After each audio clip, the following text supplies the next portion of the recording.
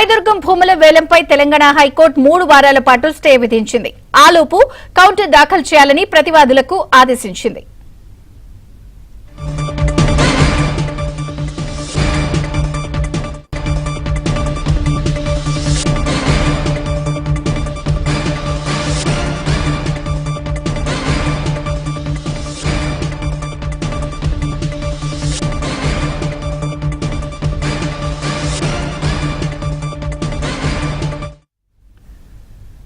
రాయదుర్గం భూముల వేలంపై తెలంగాణ హైకోర్టు 3 వారాల పాటు స్టే విధించింది. ఆలోపు కౌంటర్ దాఖలు చేయాలని ప్రతివాదులకు ఆదేశించింది. పూర్తి వివరాలు ప్రవీణ్ అందిస్తారు. ప్రవీణ్,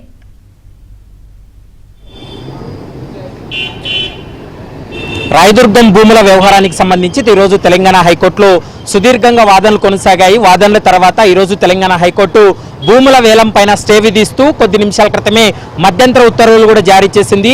3 వారాల్లో ప్రతివాదులుగా ఎవరైతే ఉన్నారో వారందరూ కూడా కౌంటర్ దాఖలు చేయాలంటూ కూడా తెలంగాణ హైకోర్టు స్పష్టం చేసినటువంటి పరిస్థితి. ముఖ్యంగా ఇప్పటికే ఈ వ్యవహారంలో అంటే ఎస్బీఐ అయితే మాత్రం తమకు సంబంధించినటువంటి భూమిని రాష్ట్ర ప్రభుత్వం మరొక ప్రైవేట్ కంపెనీకు వేలం పాటలో అమ్మేసింది. కాబట్టి తమ భూమి తమకు కావాలనేటువంటి అంశాన్ని ప్రధానంగా న్యాయస్థానం దృష్టికి కూడా తీసుకెళ్లడం జరిగింది.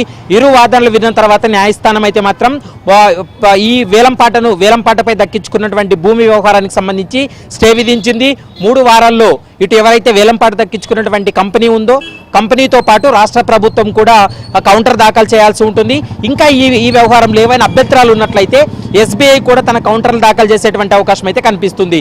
ఈ కౌంటర్ల తర్వాత 3 వారాల తర్వాత మరోసారి వాదనలు కొనసాగుతాయి. వాదనల తర్వాత మరి ఎస్బీఐ భూమికి సంబంధించి తెలంగాణ రాష్ట్ర ప్రభుత్వం ఎలాంటి నిర్ణయం తీసుకోబోతుంది అనేది మాత్రం మనకు స్పష్టంగా తెలుస్తుంది. ఎందుకంటే దాదాపు 16 సంవత్సరాలుగా ఎస్బీఐ ఆ భూమిలో కేవలం 3 ఏటీఎంలు మాత్రమే నిర్మించింది తప్ప ఎక్కడా కూడా దాంట్లో నిర్మాణాలు చేపట్టలేదు. అందులో భాగంగానే ఎస్బీఐకు సమాచారం ఇచ్చిన తర్వాతే ఆక్షన్ చేశాము.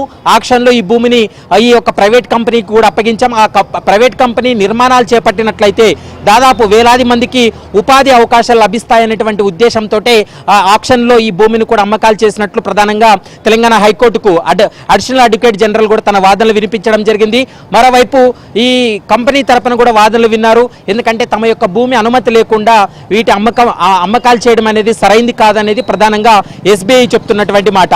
రాష్ట్ర ప్రభుత్వం చెప్తుంది ఏదైతే ఇప్పుడు అమ్మినటువంటి భూమి ఉందో ఆ భూమిని మరొక ప్రాంతంలో ఎస్బీఐకు కేటాయించేందుకు తాము సిద్ధంగా ఉన్నామనేటువంటి అంశాన్ని రాష్ట్ర ప్రభుత్వం అయితే మాత్రం ఈరోజు తెలంగాణ హైకోర్టు ముందు స్పష్టం చేయడం జరిగింది. కానీ ఇరు వాదనలు విన్న తర్వాత తెలంగాణ హైకోర్టు అయితే మాత్రం స్టే విధించింది. 3 వారాల పాటు స్టే విధించింది. 3 వారాల తర్వాత ఇరు వాదనలు తర్వాత కౌంటర్లు దాఖలు చేసిన తర్వాత ఇరు పక్షాల వాదనలు విన్న తర్వాత ఈ వ్యవహారానికి సంబంధించి తెలంగాణ హైకోర్టు ఒక కీలకమైనటువంటి తీర్పును వెల్లడించేటువంటి అవకాశం అయితే కనిపిస్తోంది.